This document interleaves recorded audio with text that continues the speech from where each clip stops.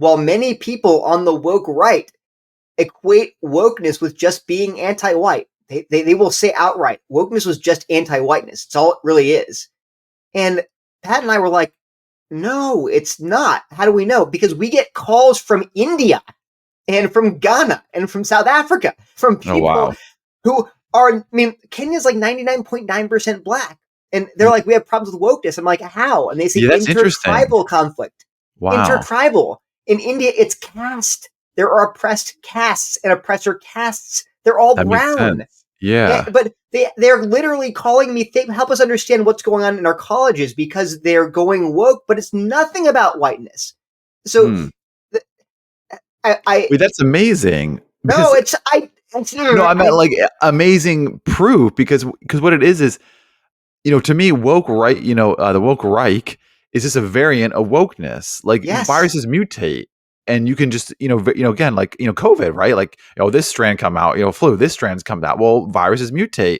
And so if you can apply it, like you said, it's not just anti-white, because I always thought about that too, in terms of wokeness means they hate white people. They do.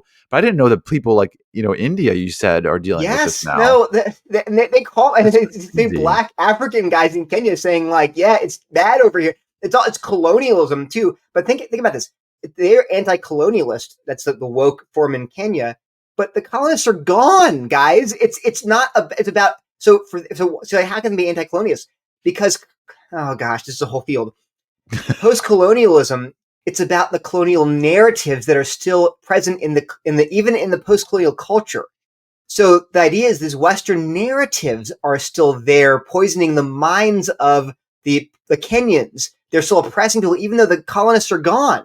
It's neo-colonialism. So they have to root out the colonial consensus from the minds of the Kenyans.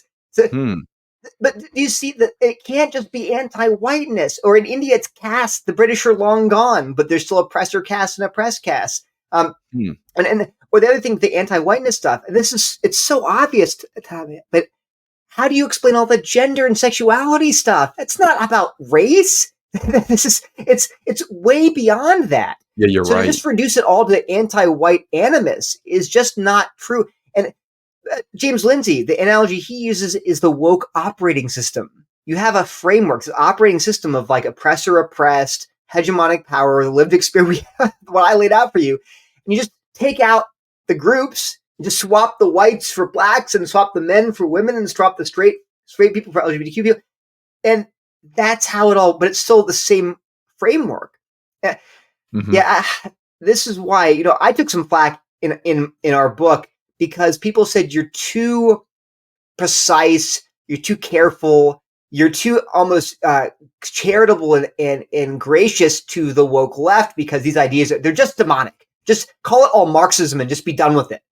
And we explained that actually these ideas, they're not, we have to be precise. And one of the reasons was because if you're not precise about it, if you misdiagnose the problem, you'll fall into a different error. Well, this is one of the errors. You never repudiated the actual framework, the operating system. And so it's gotten into your brain now. And now you're operating the same system. And again, you're saying, well, that sounds like you're doing the Bulverism.